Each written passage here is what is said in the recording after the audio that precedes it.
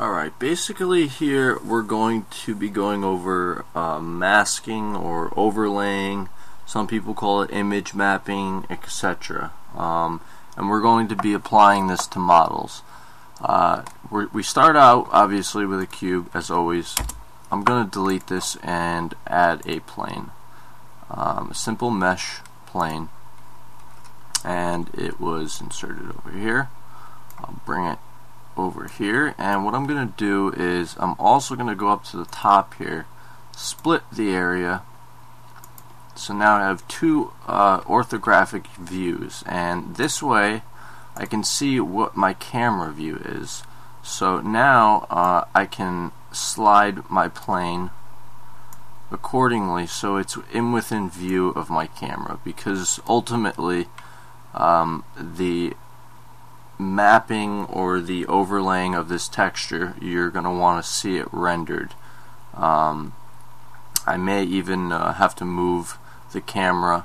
I'm also going to select the lighting source. This is the sun, and you can see how the shading is changing as I move the sun.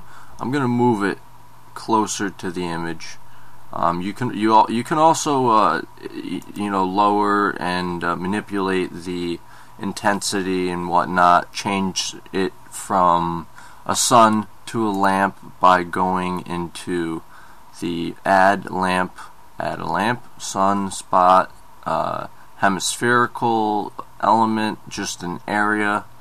But this right here is sun, and that will do. However, back over here, in our object mode, what I'm going to do is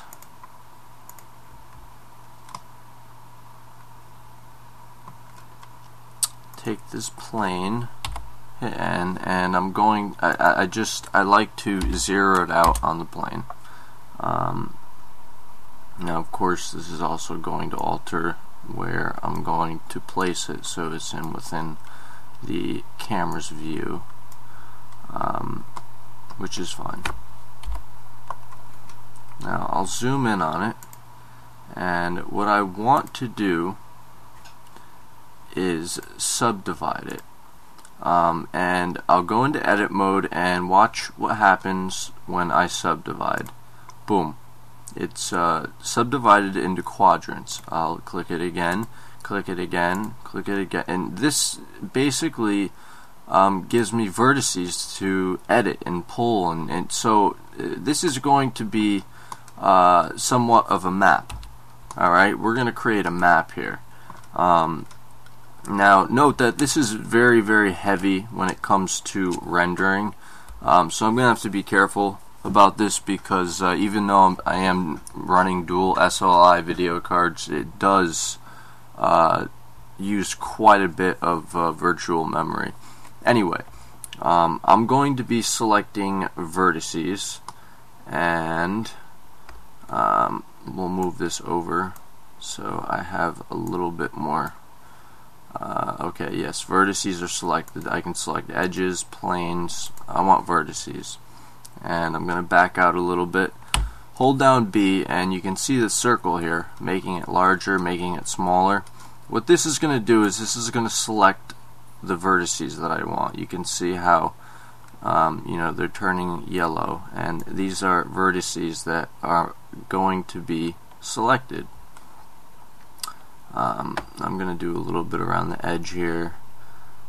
This is basically just up to me. Continue around, make it look somewhat neat, as if it was a real map.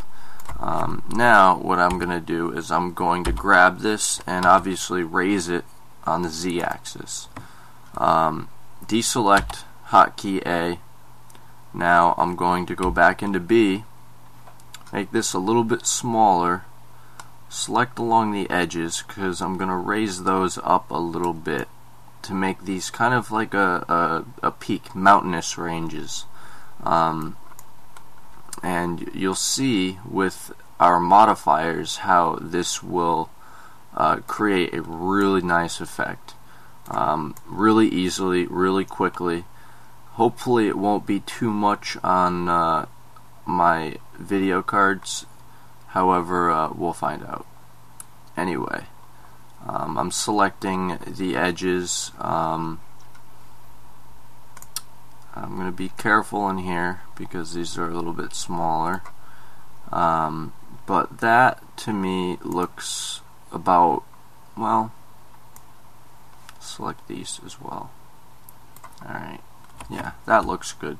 Now what I'm going to do is grab these, hotkey G, and bring them up along the Z axis, and now we have a a mountainous map, or at least a region. Now the cool part, as I said before, modifiers. I'm going to subsurf this. Now I'm going to increase the levels over here so it's very smooth. I'm going to leave it at level 4 to you know, so that there's not much load on the processing and virtual memory. However, I don't like these two nodes, so I'm going to select with B and grab those, bring those up as well. Now you see it creates a nice little bump there. I could continue to do this throughout the say right here. I don't like this. I'm going to bring it up a little bit. Alright, so we have kind of a neat little map here.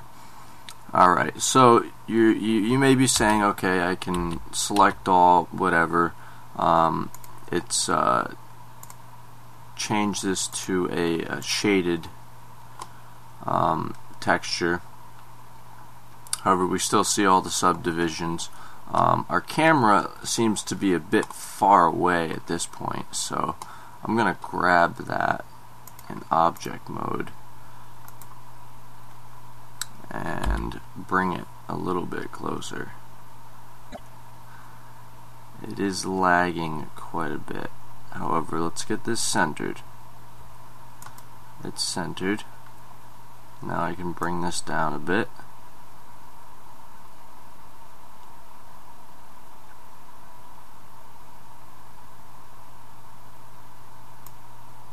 And you can see how this is definitely lagging quite a bit. Just this micro little scape we've created has definitely created some lag for me. And note that I am running dual SLI, and each with a gig of RAM on each card. DDR2, not DDR3. I like that. Now another part is the lighting source. Right now I have a sun. In object mode I can select that. I'm going to grab it, hotkey G, and move it over the object or the model so that I have a nice angle. Now we can adjust the intensity of this, so to speak. However, right now there is no need to do that. But we can also add lamps, such as lamps, suns, spots, hemispherical areas that illuminate, specified illuminating areas that would be good for, say, a flashlight spot as well. Anyhow, what we want to do now is add an actual mesh. And so what we're going to do is add a texture, and there is none right now. Texture type, we want an image. I have gone onto Google and found a nice texture of stone, so I'm going to select that. And well, you can see the stone right here. However, you can't quite see it on the map, and that's because I haven't rendered it onto the map yet. So we'll go into our rendering engine, and render the current frame, and all of a sudden we have this stone scape that has been masked, whatever you would like to call it, overlaid with this stone texture, and it looks pretty darn good. It's not necessarily a high resolution picture, but it serves the purpose. This is actually a large plane, so to speak. That's why there was a lot of lag. Like I said, I do have a pretty substantial graphics setup.